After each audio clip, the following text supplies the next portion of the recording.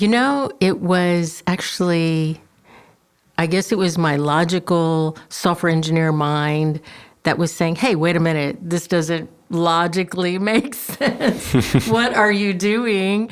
And I questioned it in the reverse. And in that question, I just said, oh, this really doesn't make sense. This is not. And so I said, I'm leaving. And I really literally started packing my bags and was ready to leave. And I couldn't put my foot out that door. And that's when I said, oh, then this must really be a call. So it became very logically clear that this was my vocation, yeah. Welcome back to My Perfect Path, the podcast where we talk to people with unique careers to uncover the lessons that shape their journeys. I'm your host, Daniel Koo, and today's episode is called My Focolare Path. The word focolare comes from Italian, meaning hearth or family, and it's the name of a global movement dedicated to building unity and fostering dialogue across communities, cultures, and professions. It's also been a central influence in the life of today's guest, Loretta Rauschuber. Loretta is an accountant and a leader in the Economy of Communion, a global initiative inspired by the principles of Focolare that focuses on aligning business with social impact. Her story is remarkable, from growing up in a small Texas town to having a 17-year software engineering career in Rome, and now balancing her work with a deep commitment to community and service. In this episode, Loretta shares how she made bold decisions to follow her passions, navigate big career shifts, and find meaning and happiness in her life. If you've ever wondered how to take risks, embrace change, or align your career with your values, Loretta's story will inspire you. Hope you enjoyed the episode. Welcome to My Perfect Path. I'm thrilled to have you here. Just to kick us off, what is your current role and what is kind of like the current state of your career? Right now, my day job, I'm working as an accountant for an elementary school in Pacific Palisades, California. And one thing that I'm very passionate about is my work with an organization called the Economy of Communion. It's entrepreneur-based, but it's actually for everyone. We all in somehow are associated with business. So it's how business can have a very close relationship with those who are vulnerable. And I just love that. And then also, one thing that I picked up during the pandemic was illustrating art. Yeah, illustrating books. So yeah, it's something I really enjoy.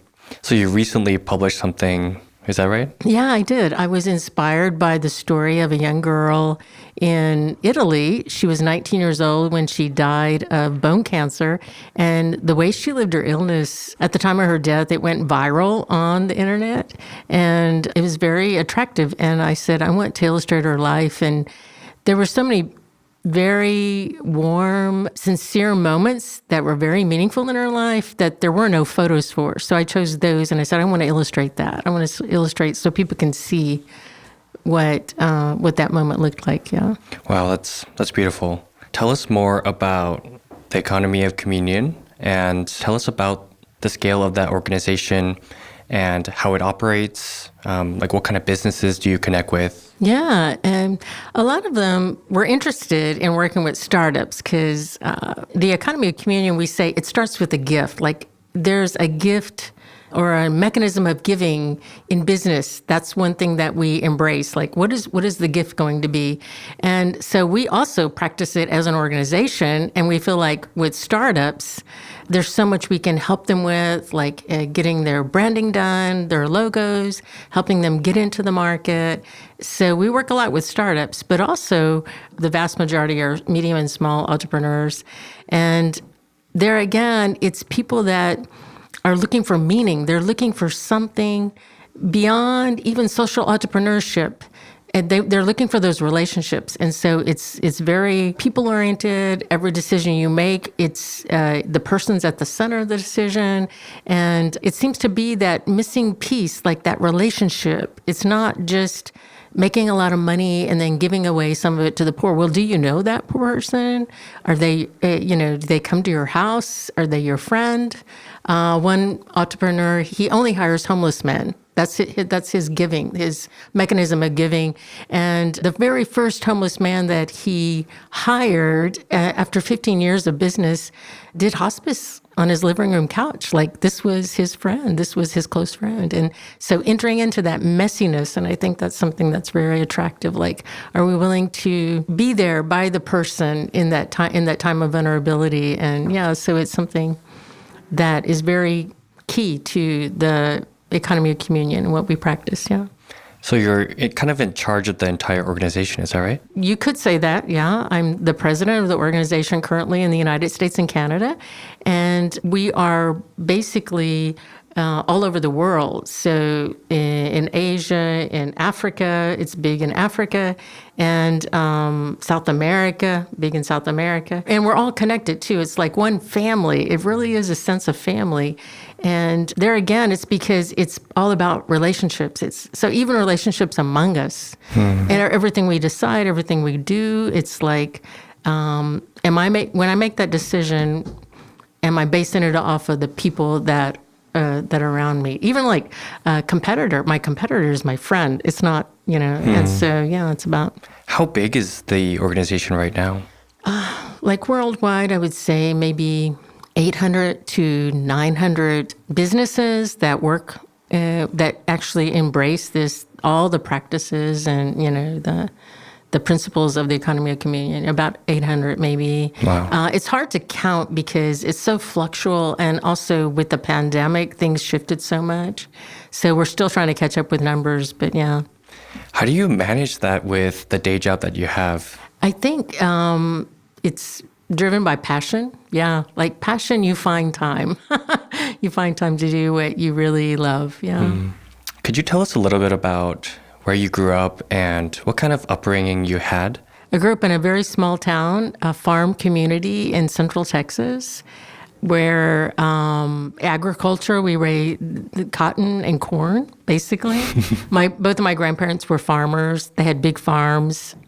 So we grew up, with fruit and vegetables and farms and so in a very small town. So I never, ever thought I was going to leave my hometown. You grow up there, you get married there, and you already know where you're going to be buried. And so I just, that's small town mentality also. So that's kind of what I thought my life was going to be. Yeah, I think through this episode, we're going to reveal how you kind of went to Europe, came back to the United States. It's really incredible how you were able to kind of break out of that mentality of staying at your hometown and go as far as, Europe to have a software engineering career, and coming back, going through all these transitions to become who you are right now. So I'm really excited to kind of dig into that. So right now you're an accountant at a elementary school. How did you kind of get there? What was the stage right before that? So right before my career as an accountant, it was a career shift, you could say. Most of my adult professional life, I did software engineering. I was a software engineer at USC, and before that, in Rome, I worked 17 years for an international headquarters as a software engineer, and kind of like laid a foundation, put together the whole foundation for an IT shop, you would say, yeah. Did you have any sort of experience with accounting before? Was there any education or training? Yeah, so I have a degree in accounting and a degree in computer science, and so that's where a lot of the software that I wrote was often financial software, accounting software, because I had that business background also, yeah. How did you decide to transition into becoming an accountant? I feel like if you've already been in software so long, it would be very difficult to even imagine doing a career shift. Actually, I loved software engineering. You're also a software engineer. Yes. And I think you might identify with this, especially like the very first years in my 20s. You create something from nothing. You're creating something from nothing. And it's very powerful. Also, it's exponential because you're dealing with technology. And so it creates like this passion and this drive. And if you're not careful, you can get carried away with it. And I think that's a little bit of what I loved about software. I think one thing that a common denominator in everything in the different careers I've had, I was always very attracted to finding a way to help the person next to me. Like, for example, at USC, I always did the financial. So in the payroll department, they were struggling with something. I said, let me help you figure out, and let me help you do this quicker and better and with less effort, and let's solve the problem. Let's not, also in software engineering, you have to be careful. If you're good at it, you reduce the workload. And if you can't figure that out, you can actually create more work for people with your software. And so you have to know that. And I think I was driven by, I want to help them with their needs. Yeah. Let's talk about, where you started and kind of the education background that you had. So you mentioned that you have the 2 degrees. Where was that and when was that? So they're both associate degrees at a simple, small community college in Waco, Texas. Were those like 2-year? They were 2-year programs. And I don't think I had a lot of self-esteem. I thought that's all I can do. And all my siblings went to universities and I didn't. And then little by little, I started discovering my potential.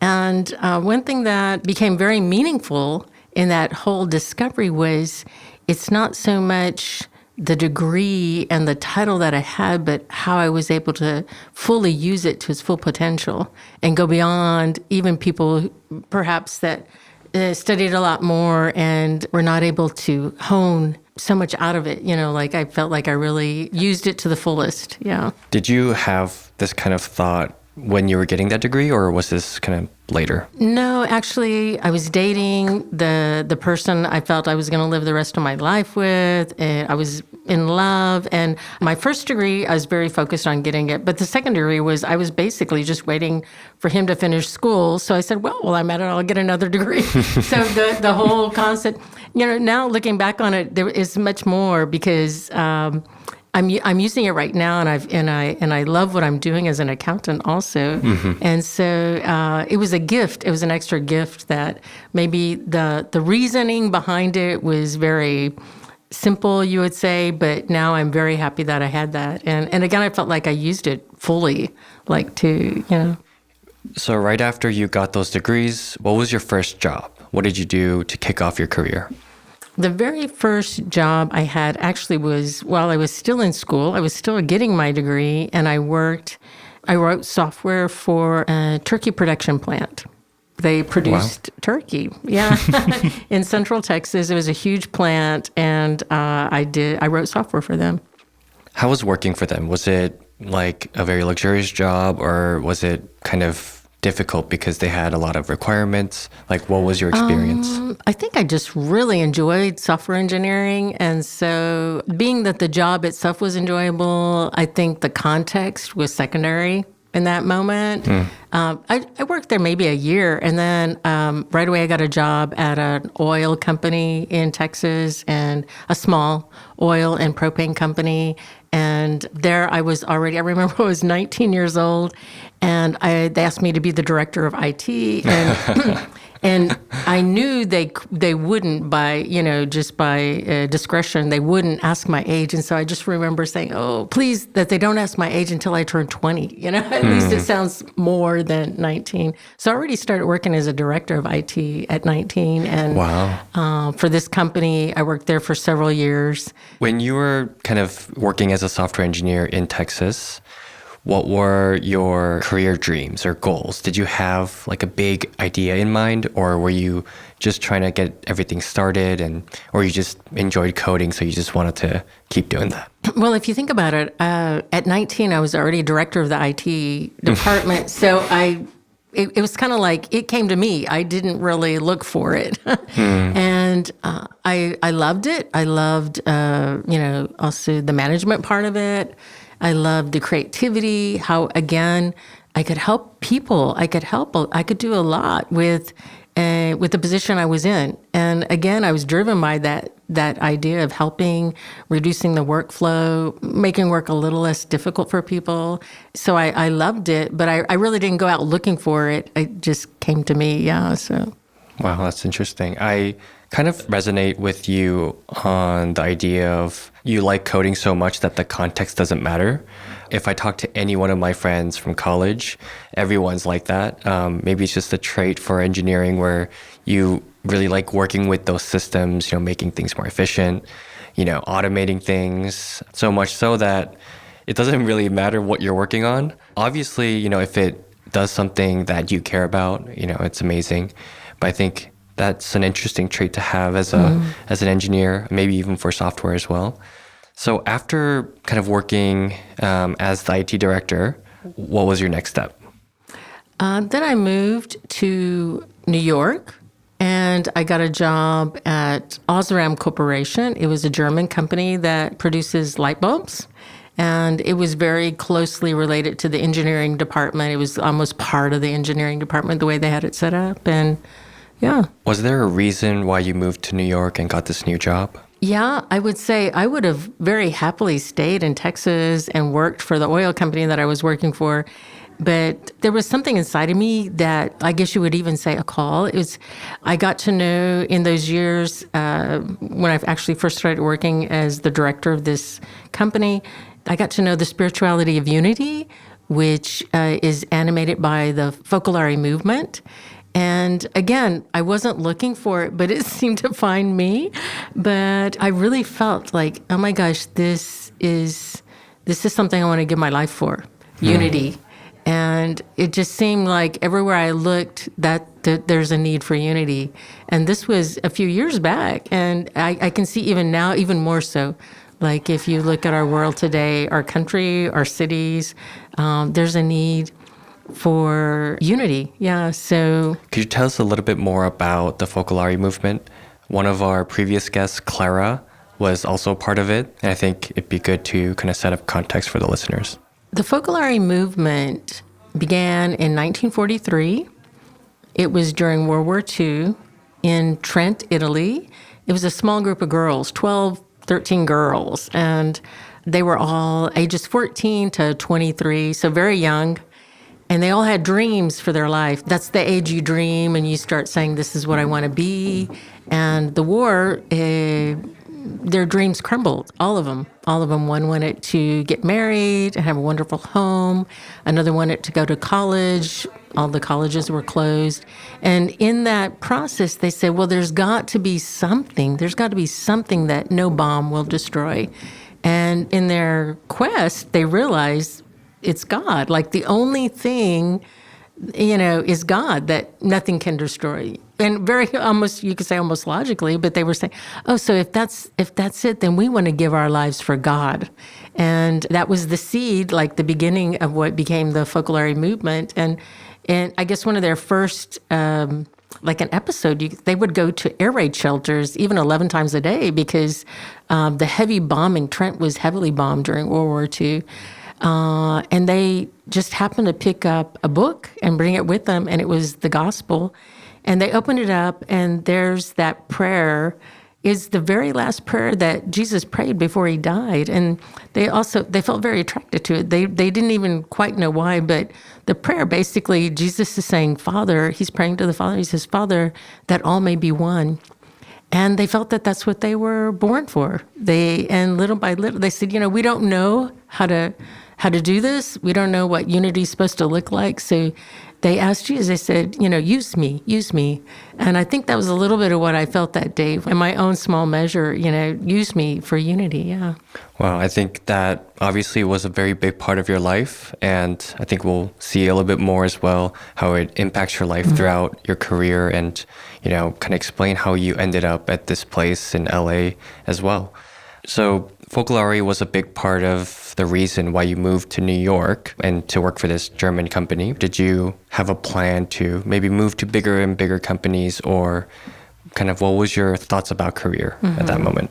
Well, actually, while I was there in New York working for Osram Corporation, we're talking about light bulbs. And so 2 years in a row, I was there only 3 years. 3 years, we actually had Oscar parties because the company, as a company, which means the whole team, we were given an Oscar, we were awarded an Oscar for a light bulb that actually helped actors. It showed a light that looked very similar to sunlight, but it wasn't hot, so they weren't sweating as much. And so we got an award 2 years in a row for our light bulbs. And so we had these huge Oscar parties at work, and, here everybody gets to take a picture with the Oscar. Wow, that's amazing. Yeah, and it was just, and you really felt this sense of it took a team to make that light bulb, So there again, I wasn't really looking for something, and that again kind of showed up in my life. I was, it was beautiful. I enjoyed it. It wasn't the most important thing in my life, though, either. Yeah, definitely wasn't. Yeah. So tell us a little bit about what you were thinking in New York as far as next steps. You obviously wanted a family, but what kind of led you to Europe? One thing also, maybe a parenthesis that's important to note is with the vocation I have in the Focolare, it completely aligns with continuing with a professional career. But the career was always there, and it was very meaningful and very fulfilling, and it was definitely a part of what I felt called to. However, there was this other part of me that I really felt a passion for, which was unity and how and the many expressions and the ways I could live that. So when I went to New York, I took a giant step. Like here I was making plans to get married, and now I said, let me try this. I don't know. I just had like a doubt inside of me, and it was like, well, what if you're really called to a life in community, where you can witness unity 24/7? And it was just a tiny little question. And, I was already making plans like here, I got my whole life planned. I'm going to have a bunch of kids. And because I grew up in a big family, and it was so rich for me that I just said, I would want that for my children. And so, I already making all these plans. And there was something inside of me that said, well, that doubt that you have inside of you, can you live with that for the rest of your life? So I left my boyfriend, and I made it like a deal with God. I know we're not supposed to make deals with God. I said, if marriage is the thing that you really want from me, I guess and even if you just listen to that question, it's like I realized God chooses us, and then we can say yes or no. It's not like we pick and choose a vocation. Right. And so there I said, if this is what you've chosen for me, marriage, then I know if I give this up, for you, you will, there'll be something even better down the road. And so with that, I don't know, that courage, or if you want to call it faith or what, I don't know what it was, but I said, I need to just look into this, and I had no clue what it was. And I ended up consecrating my life to God in the Focolare movement. It's a very small percentage of people in the Focolare who actually take that type of radical step. So New York was like that step of discernment. I went there with a question. So what was the answer? And after about a year, I realized it was really a call. It was a vocation. And the next step, once I realized that this is a life I want to lead, this is the yes I want to say, the next step is actually to go to a small town outside of Florence, Italy for formation. And there's formation, education. So yeah, then I ended up moving to Florence. Yeah. Oh, wow. So I guess your kind of struggle or pivoting point in New York was very big in your life. I think that was a very big decision.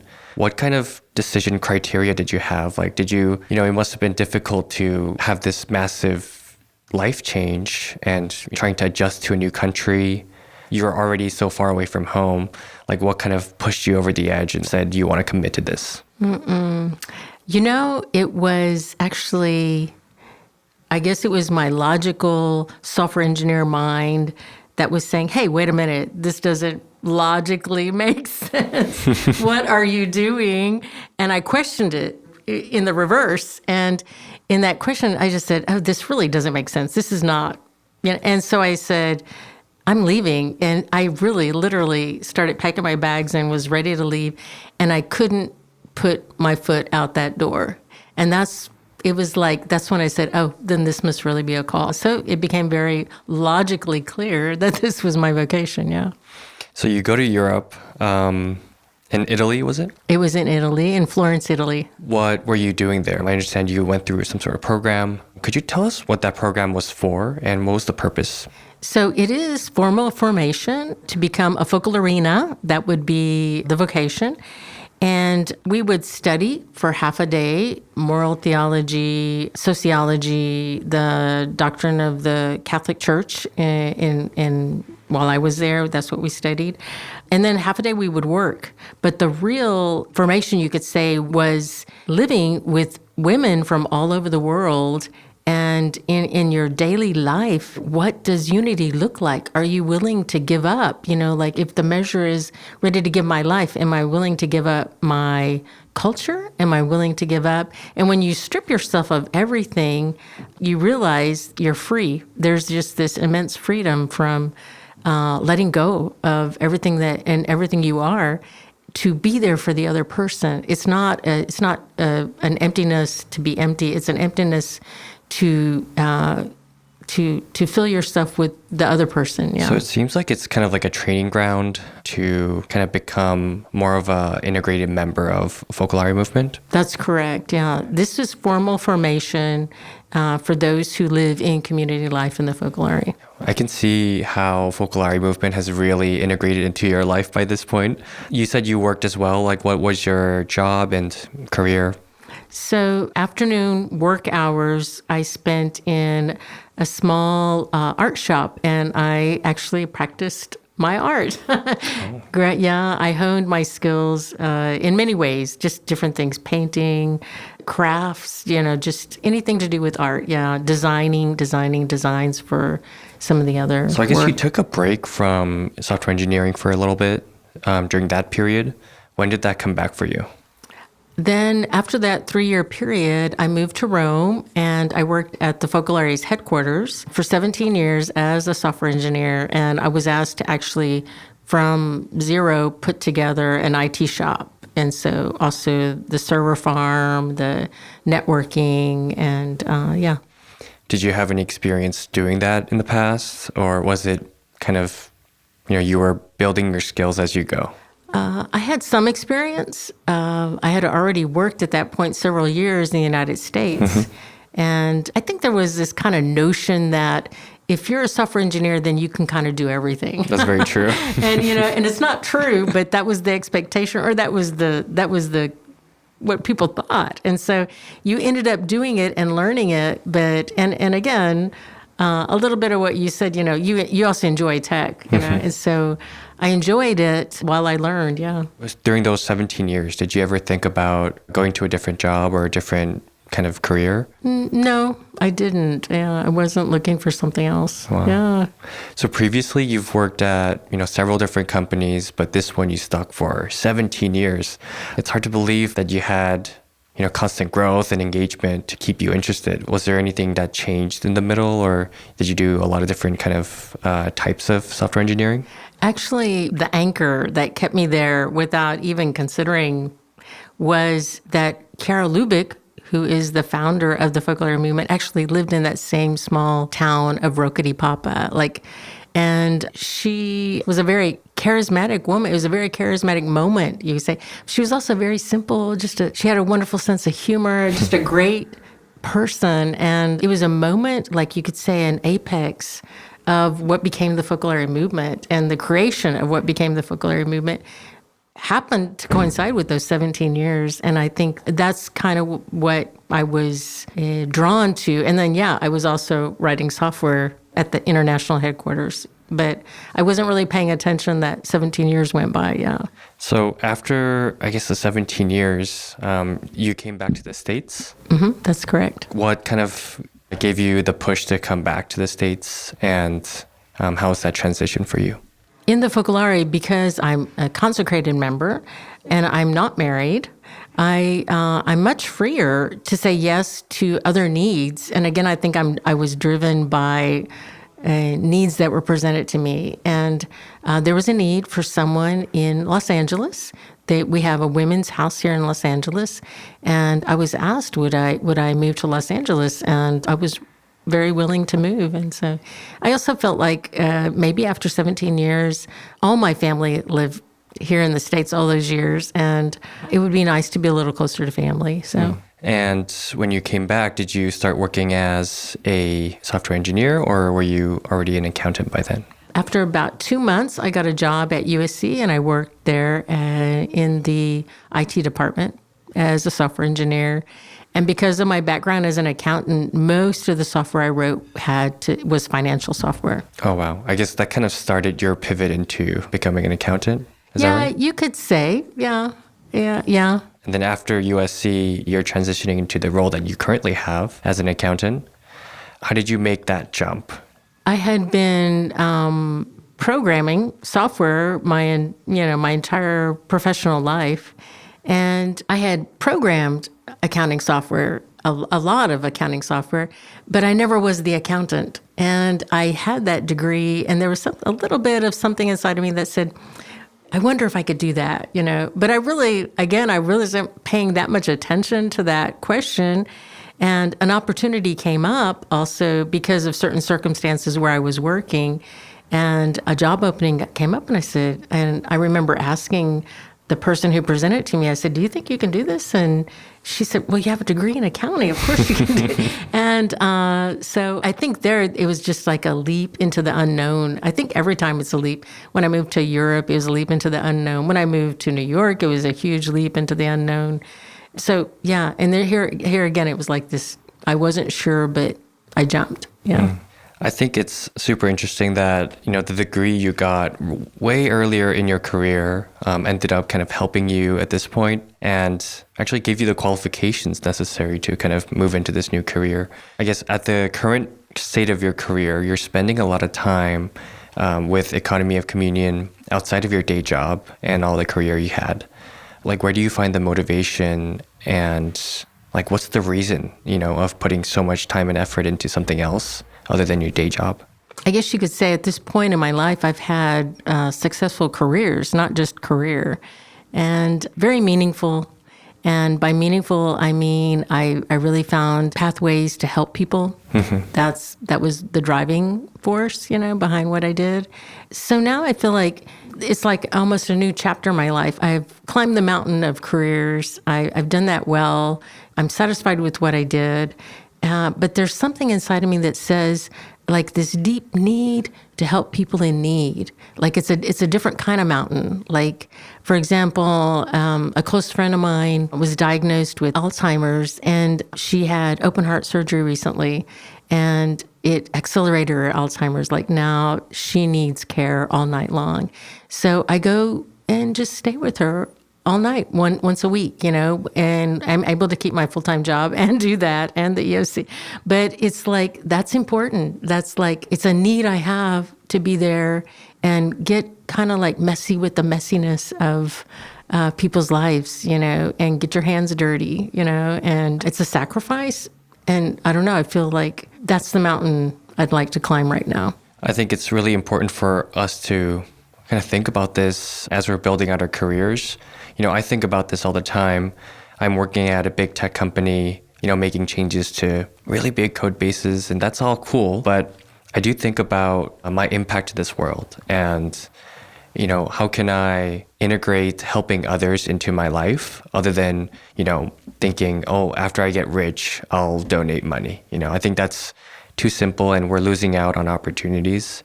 I guess from your experience, what are the questions that you ask yourself to kind of motivate yourself to help others, to run it in parallel with your day job? That's a good question. I just said, like, I'd like to climb this mountain, but it's not some far-reaching goal. It kind of like translates into the present moment. Like, how am I responding to what's in front of me right now? How am I responding to that irritating person that just walked by? And it's not so much what happens in the day, but how did I respond to it? For those who are kind of looking to, do more in their career, not in terms of, progressing their career, but like doing something meaningful outside of your day job, like what would be your advice and recommendation to kind of do that at the same time? I think that's why I'm so passionate about the economy of communion. Yeah. It's not my day job, and it's about business. It's about working with businessmen, businesswomen, people who are engaged in business at every level. But the focus is the vulnerable. And I think I didn't pay attention so much early on in my careers. And then I started saying, well, what is that deepest desire in your heart?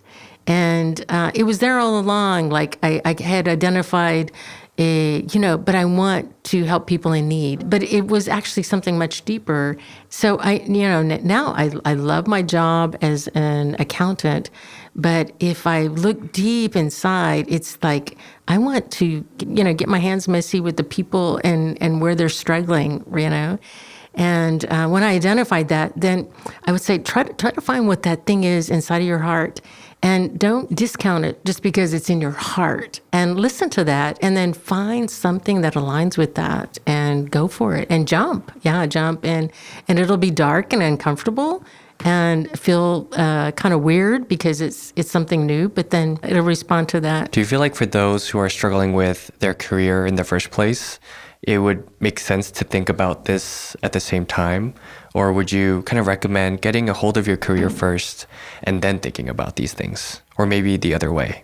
I think we're all looking for meaning in our lives. And I think it would be good to consider and try to align it from the beginning. Yeah, I think that would be. I think deep down where I work too, I work with a lot of people.